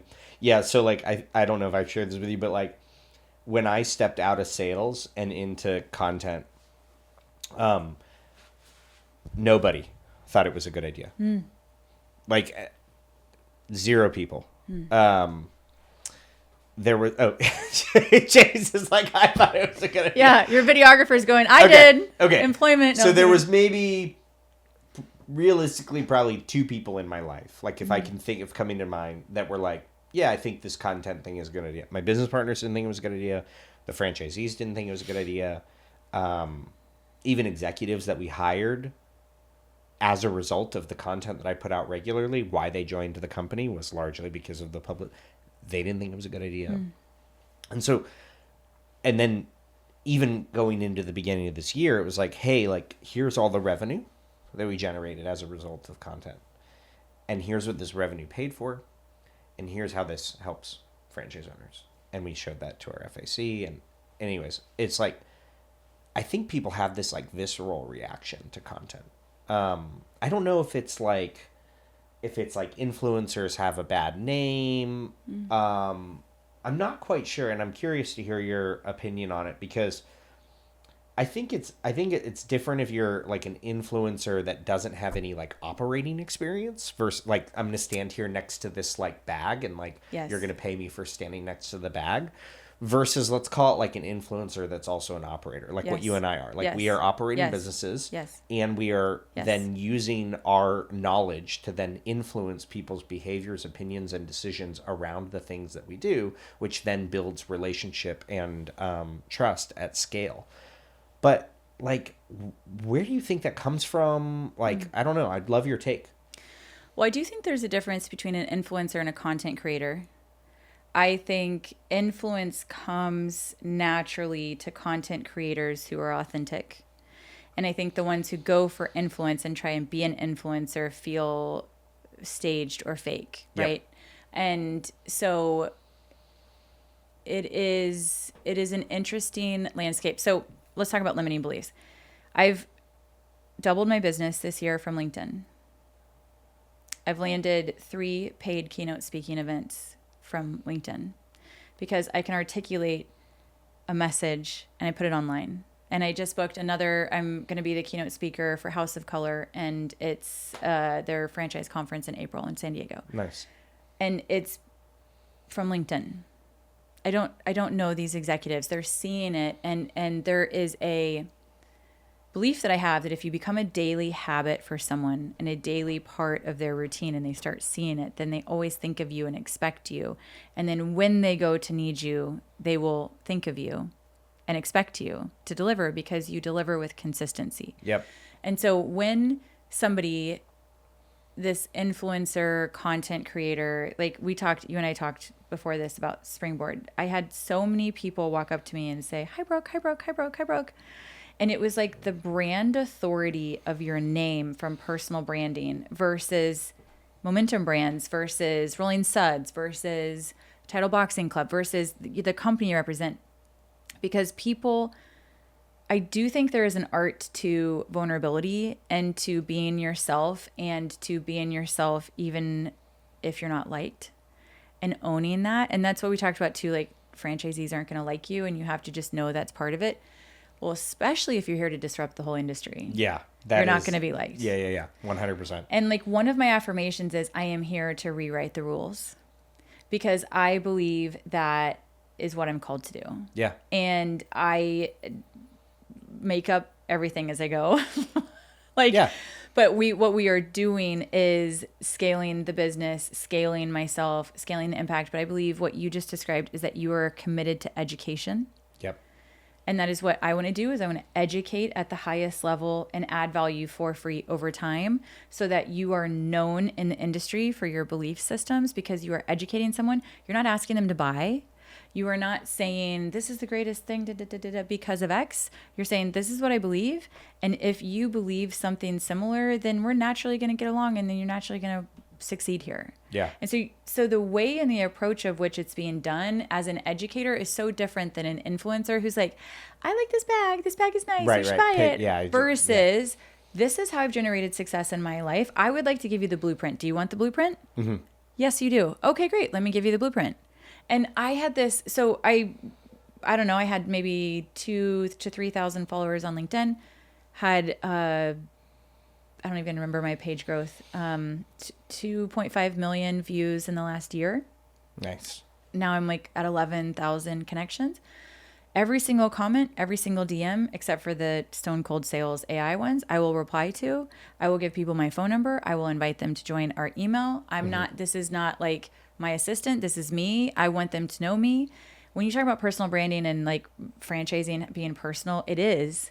And so influence, in my opinion, it's like if you and I were to sit down and have this conversation, I already knew who you were. Right. I already knew who you were. Yeah. I knew your belief systems. You knew mine. That's Yeah. why we're even doing the podcast. Yeah. It's like, okay, great. We're like-minded people. Yeah. And so people are so afraid of not being liked, but self-selection out is one of the most important things too, because you don't want those people to join your business. Right. And so it's like, if you're not liked, that's actually a good thing. That's a good thing. Not everybody can be part of your brand. And so then the people that are like you will find you. And so it's like, it's not even about influence. It's, can you create content that is true to who you are and do it with consistency? Mm-hmm. And then anything you do as a leader, like your house design is consistent. The walls, the colors, the fabrics, the shapes, the wallpaper, there is a vibe to it. And so everything you do in your social media is consistent. Everything you do in your fitness is consistent. Your sauna and your cold plunge, you do it every single morning with consistency. Yep. And so it's like, I think it's influential because people have a really hard time, number one, liking themselves, honoring themselves, showing up for themselves, believing in themselves. And being consistent.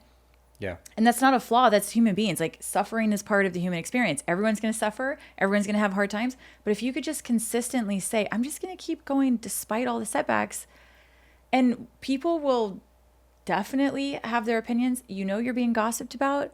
You know, people are also mentioning your name in rooms that you're not in, saying, hey, we should call Aaron Harper for this job.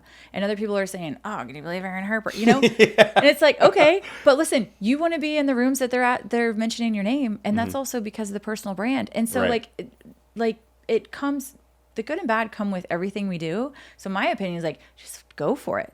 Like, go for it. Like, own who you are. In a sea of sameness that everybody is so afraid to stand out. Like, I started even documenting our journey here today. I'm going to do a day in the life. I love it. Of an entrepreneur and franchising and what really happens as a CEO. I started documenting my fashion, which is insane to me. But like, women like fashion. And people want to know these things. People want to know these things. Yeah. And then I started documenting what I do for my weighted vest. And this is when I batch out my content. And then I started documenting, this is how I do my son's T-ball. This is how I organize my garage. Believe it or not, the no makeup, the raw, the like 5 a.m. morning content, because nobody sees that. And like, oh my God, she's doing it too. Thank God I'm not alone. Mm-hmm. And it's like, you're giving people hope in a way, in my opinion, of you're on the bike and you're sweating and dripping going, and I'm still thinking about my business. Yeah. And this is how I multitask. And this is how I do the things that matter to me. And they think, maybe I could do that too. Yeah. And so it's like, I really, maybe this is a fundamental belief that I have, but I genuinely believe that anybody could do anything if they just tried. And the fear of, am I enough? And will I be loved? Yeah. Is the thing that holds people back. And that's also true in entrepreneurship and in franchisorship and in franchisees and all of it. It's like, sometimes you just have to figure it out as you go. Mm-hmm. And I love your content. I sent you messages on LinkedIn years before we ever met in person. Mm-hmm. Because I'm like, I was really proud of you, and I didn't even know you. Thank you. For like just being brave enough to do something nobody else is doing. Yeah. And that's like, I promise you'll stand on stage at the IFA someday and you'll talk about it. And people will say, oh my gosh, look at him. And I'll be like, oh shit, that really did work. Yeah. But like people think, oh my gosh, they like it. But what you're doing is you're involving people in the process along the way. And that too, for me, like I'm hosting a dinner tonight with Repum. I invited 6 female founders. And I want to tell them my story as a female founder and franchising and give them my phone number and say, if you need anything, you call me. Because it's really hard, number 1, to be a female in life. 2, to be a female founder. 3, to be a female founder as a franchisor. Franchising, yeah. Yeah. And then to know and to trust. And there's all these people selling you on everything you need all the time. And who do you believe? And so it's like you'll find your way, but you have to, in my opinion, like all roads lead back to your core beliefs. Mm-hmm. And I think, like, I wrote notes even upstairs when you were talking about Twitter or about YouTube. And I walked in and instantly wanted to create content for you. Like, I think you will start to find people once you know who you are. Mm-hmm. You're just going to attract more and more people towards you. So I love what you represent and thank you. Who you are and the image that you are and your willingness to be judged, because it is a rarity in life. And it's one of the reasons why I'm sitting here today and why I want to spend time with you. Like, I got up at 4 a.m. I slept like 2 hours. My son came in the middle of the night and was like kicking me. I'm like, okay, but I was committed to being around people that I admire and that I want to be like, and that I want to learn from. Every time we talk, you give me tips about my business and I give you about yours. Like, yeah, it's fun. I don't think that would happen if you weren't willing to be brave enough to just send it either. Yeah. I mean, the content piece, it allows you to skip so many steps. It's the best way to say it. Like, you're just like, you're so far ahead by the time you meet. Like I went to, we saw each other at the Skip event. I had only gone to one Sidekick event prior to that. And we joined Sidekick in January. And the first event that I went to, all of the Sidekick advisors knew me. And one guy came up, he's like, I've watched 1,000 videos of your stuff. And like, so like you skip all these steps. Yeah. And then what it also does is it makes it so that the people you don't want to skip steps with, because maybe they don't think the same way that you do or whatever, like they don't want to associate. So it's like, it's literally, there's so much leverage. It's like, oh, I get to be closer to the people that I would be close with the minute I meet them. And the people that I don't want to involve myself with, they're going to talk negatively regardless of whether or not. So it's like, great. Yes. Perfect. Yes. Like, this actually is a very efficient thing. And I actually did, and this is for anyone who's considering creating content, like, I literally did it down to the hour. I'm like, is there anything that I could do that would be higher leverage on a per hour basis, just simply from revenue? And there was nothing. And I was like, okay, so if that's true, then what do I need to do? How do I need to design my life now so that continues to be even more true? And so literally everything else for the business is hired out. I mean, I'm the chairman of the board. No one else is going to be able to do that other than me. But like, for the day-to-day of the business, like this is a higher leverage thing than anything. When did you know it was a big piece? Like, when did you, and what made you realize that? Oh, that's a good question. So when I hired Hallie O'Neill, she was a high-performance content writer for VML. It's an ad agency in Kansas City. She was my social media specialist at Tidal, and then went on to VML, and then I called her and was like, I need help, and I want it to be you. And then she came and worked for me. So she started in September of 22, and her first month, she was like, BB, I think you need to own LinkedIn. And I was like, what do you mean? She was like, she had done this work for some franchise brands with me and like freelance way prior. And she was like, look at the results that we've been able to do with these brands, and nobody's doing it themselves. And she's always spoke life into me and belief into me. She's like, you're going to be the female Tony Robbins. Like, you're going to go change the world. You're going to change small business ownership. People need to know what you know. You just need to start putting it out there. And I was like, okay. Like, it was that simple at my kitchen table. And I was like, I don't really know what to do. I'm definitely different than everybody else on LinkedIn. I'm just going to start. And I actually started making my posts in Canva, because at the time, LinkedIn was still very, very curated. And so I would create like content that it'd be like the carousels and stuff. Yep. Like fact-based and educational-based. And I still was like, do people care what I have to say? Will this matter? Yeah. What's going to, and like, I would get maybe 100, 200 impressions on a post. To now, if I'm not getting between 20 and 50,000 impressions in a week, I'm not doing my job. Yeah. And when I started to see the biggest difference this year alone, the ripple effects, I like January me versus November me, it is unreal. You mean in terms of content? In terms of deals landing because of the content. So revenue as a result. Yes. So 3 years in Yep. of creating a daily piece of content, I'm going, this is the biggest marketing arm of the entire business. The first 3 years, it was Brooke's reputation, her name, her network, who I knew, who could connect me to somebody. I would go to some events, but it wasn't like super event heavy. And then now it's like, I'm on your email. I'm on the sauce. I see you on LinkedIn. I follow you on LinkedIn. And I listen to every single thing that you say. Every podcast that you're on, I listen to 3 times because you give so much good information out. I want to absorb it and listen to it. The amount of podcasts that I've been on is the second biggest, I would say, feeder for my business of just sharing knowledge with people. So similar to this, I'm building a podcast studio in my basement. Nice. I love that. Yes. I'm going to have my own podcast. I'm going to have my own book. I'm going to have love it. digital courses. Let's go. I literally promise you, I'm going to change the shape of franchising by the amount of information I'm going to dump out for free. Yep. Because it's not there. And then people say, I'm going to pay you to know what else you know. Because if you give away the good stuff for free, and it's not like the secret formula, proprietary stuff, but you give away with great consistency for free, people then say, my gosh, what could she do custom for me too? Right.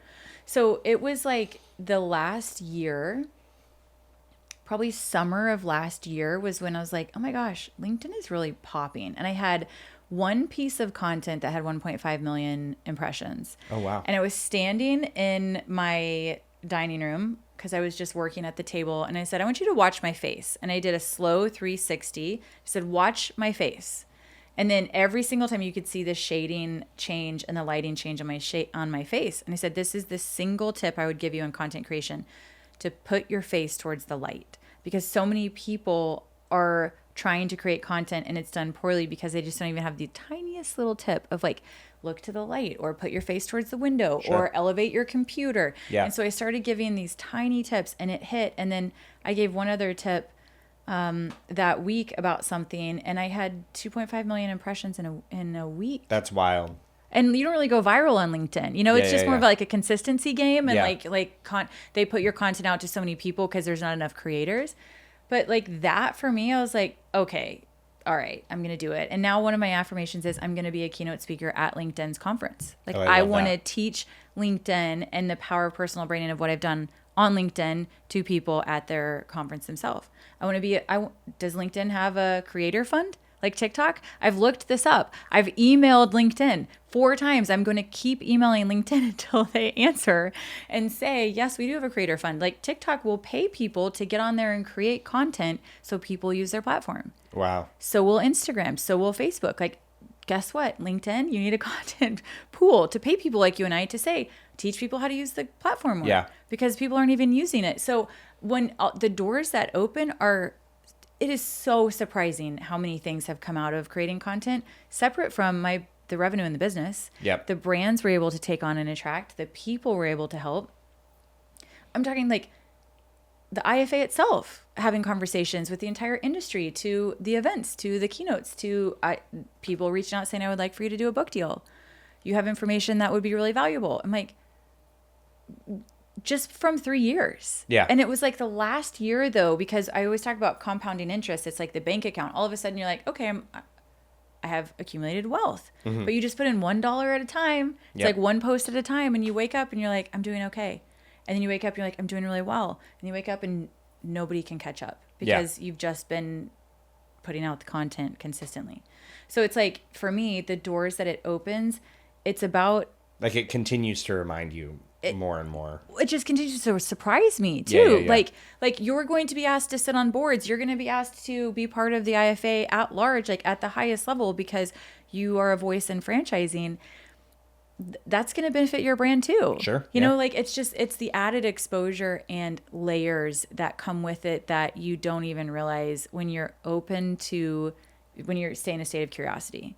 And then it just starts making an impact over time. And then all of a sudden, suddenly you're just not the same person. Yeah. And it's really cool. Yeah. I realized after about 9 months in running my business, I was posting on LinkedIn regularly, but I wasn't posting on Twitter. I wasn't doing these other things. And I just realized, wait a minute, like we got a lot of traction on Twitter from people that were posting about us. This was in 2023.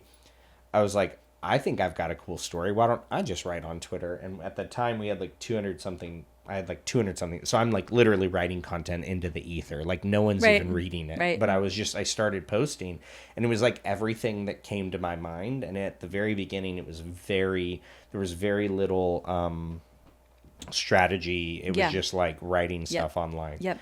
And which often, I think that can be a strategy of I'm just putting things out, which is kind of what I'm back to now. But, it ended up, I mean, we went from, I told you this when we were at the Skip Summit, but I went from 7% of my revenue in 2023 coming from organic online content to 42% in 24.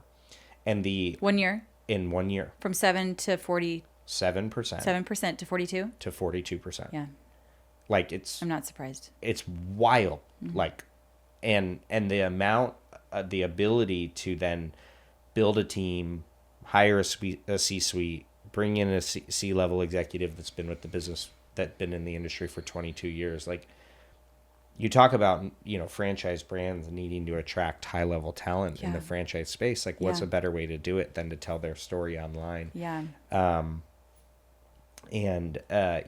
very similar to you in the sense of like, I think the franchise industry would be a lot better if people knew how to franchise a business. And whether it's from a marketing perspective, whether it's from a leadership perspective, whether it's from a, hey, this is how much capital you need, that information needs to be out there. And over the course of the next 10 plus years, I'm going to release content regularly that helps franchisors understand and franchisees understand what it really means to get into franchising. Like, being a franchisee does not mean buying into a brand and sitting on your couch and checking your bank account once a month. Yes. And so, unfortunately, so many franchisees come in thinking that is what being a part of a brand is. And that is an awful, awful, awful way for franchisees to be successful. Franchisors think, oh, I'm going to come in, I'm going to pay someone $50,000 to franchise my business, and then I'm going to sell a bunch of units, and I'm going to exit a private equity, and blah, blah, blah. And like, that's not the way to build a franchise brand. Like, you sustainably hire great people, and you layer in great people, and you layer in more investment, and you focus on getting the right franchisees, and you turn away the wrong ones. And like, if I have a larger audience, or you have a larger audience, our message is going to get out there, and therefore it's going to impact. And I think what changed it for me was, I said, in order to accomplish my mission, whether it's at Rolling Suds or my personal mission in franchising, will I be able to do that better if I have an audience, or worse if I have an audience? Good question. And the answer is better. Yeah. And so my opinion of whether or not I should create content actually doesn't matter, because the mission is going to be further down the line because I'm doing it. And I don't think anyone likes creating content at the beginning. Like, I didn't like looking at this camera and being like, I'm going to talk about it. Like, I felt awkward. Just like you do anything at the beginning feels awkward. But I'm able to serve my franchisees, serve my team, serve my shareholders in a better way as a result of doing this with you. And in addition, I get better as a human because I have to synthesize the reason that I do all these things. Like, there's so many benefits. Yes. It's crazy. You talked about the different categories: Instagram, Twitter, LinkedIn, YouTube. I had a limiting belief about Instagram that I'm recently been crushing. And I knew that I was going to go hard on LinkedIn when it started to work. And then I was like, oh, it just wouldn't work on Instagram. It's like just a limiting belief that I had. Like, it's just a different audience. It's like my friends and family, but I mean, I have like close to 5,000 followers. And so it's not the same as LinkedIn, but I haven't been putting content on Instagram like I have been LinkedIn. So I said to Hallie, I was like, next I'm going to test Instagram, and I'm going to see what a daily piece of content would do. And the Instagram content there is going to be like what it's like to be a founder and a woman and a CEO. And the last 6 videos were like performing insane compared to the first 10 that I did on this. Let me just test this with Instagram. And it's humbling when you're willing to try something and be a beginner and not have something be liked, and then to just keep trying and to see when it starts hitting. And then you start to look at what does the audience relate to. And then I have founders who their personal accounts on Instagram will follow me and comment and say, my gosh, like somebody, a emerging brand CEO commented and said, you and I are the same person, different font. And it was one of my favorite quotes because I was like, and I'm having dinner with her tonight here in Nashville. Oh, that's awesome. And I'm like, it just crushed my limiting belief of like, Brooke, tell them what it's like. Like show the real of what it's like to be the CEO and a mom and scaling a business. By the way, going through a divorce, starting over, figuring it out as it goes. Like it's just the real part of life. And so many people are really afraid to be honest about that. And I'm like, I'm also going to try it on different platforms. You inspired me to try Twitter. I'm going to now start repurposing my content on Twitter. Pinterest is another category that I'm going to start going really hard in because the amount of consumption where people spend hours on Pinterest, and the culture is to click to read more on the image and then they're taken to a website. With a blog or something like that. Yeah. So that's another one too for like long form content, podcasting. Like you should definitely be doubling over onto Pinterest. But I used to think, I don't know if I should put that part of my life on Instagram. And I was like, says who? Like, why? Yeah. And so then I just like challenged my own belief system on it this year. And I'm like, I'm just going to do it. And if somebody doesn't like me, that sounds like a them problem. Yeah. And I'm like, okay, so then documenting everything on the way here, that'll end up on Instagram. And then I'll like save that video, repurpose it on LinkedIn because I know pictures work well. So now I'm testing videos on LinkedIn and like going hard on a video content creation. And when I first started posting videos on LinkedIn, like 2 weeks ago, maybe 4 weeks ago, they weren't really getting much traction. And now when I open it up, they're at like 5,000 impressions. I'm like, okay, so the videos just take a little bit longer. But then it starts to learn like she's testing, she's tinkering, she's doing something new. I think you and I should do a LinkedIn live. Let's do it. That's like one of the things that is like, oh my gosh, let's solve somebody's problem live and let them like witness it. And then it lives on your page. Like there's an influencer I follow in the UK and she does LinkedIn live and it's like transformed her entire business. Yeah. I'm like, okay, well, I've never done a live, so let's just figure it out. And I think the point is, for somebody to listen to you and I, they would say, it's so easy for you. It's so easy for you to do it. Look at how long you've been doing it. Look at your success. You went from 7 to 42, whatever, were those the numbers, right? So percent of revenue. Percent of revenue. Mm-hmm. It's so easy for you. And the point is, weekly, I will post a piece of content that I'm scared shitless to post. Mm-hmm. And I'm like, but I'm committed to posting it because I'm committed to doing things that make me uncomfortable to learn from them and be like a test kitchen for what else could be true in life. And so the point is like, if you just start, like you will learn so much about what your audience wants. And even people that are ahead of the game in content creation are still learning and figuring it out.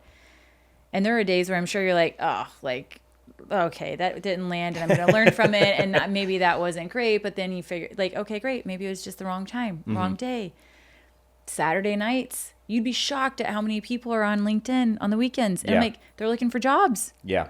They're unhappy. Or Sunday mornings. And I used to never post on the weekends. And I thought Monday through Wednesday is the best day. Turns out it's not. It's at night and on the weekends when people are looking for something else in their life. And that's when they're on the platform. So I've been testing like times of day, pieces of content, because I'm just more so committed to, it's like an experiment. Yeah. Like now you're in it and I'm like, okay, I'm going to see what else I could figure out. And it's like, I said, you're like Sherlock Holmes, like finding like all of your computer setup up there. But like, isn't that true about social media? You're like, let's just like, we'll move some things around here and boop. And then you send it and then you just see what happens. Yeah. So yeah, it's a trip. It's a trip, but it pays off. Mm-hmm. It pays off. But as is every habit with consistency. Yeah. Brooke, this has been an awesome conversation. I know, it's already been 2 hours. It's almost, just about. I'm sweating in these lights. It is hot. And we need like a fan. No, it's good. It's yeah. good. Well, no, this has been awesome. It's truly one of my favorite conversations I've had we could talk for hours because there's so many similarities about your life. And I do mean when I say that I admire you and, you know, my life journey and my health journey. And you're like, you could cold plunge and you could sauna, and even just the extension of like letting me get ready here when I get up at 4 a.m. and your wife and your son is upstairs and your nanny and your cleaners. And I'm like, it's just real life. Yeah. And you know, I love it. It's like, it's not a pretentious, everything has to be perfect. This is real. You're coming to my home. We're going to do this podcast. You're going to be in Nashville. And I think that's true in your content and your leadership style, and your success is inspiring so many more people than you know and then they'll ever tell you, because it's just a way of living. And it's really great, and it's refreshing for me to, you know, sit with a like-minded person for this amount of time in your home. And I just want to thank you so much. Likewise, and I feel the same about you, and I'm so glad you're here, and this has been such an awesome episode. So thank you so much for coming on the Scaling Podcast. Yay.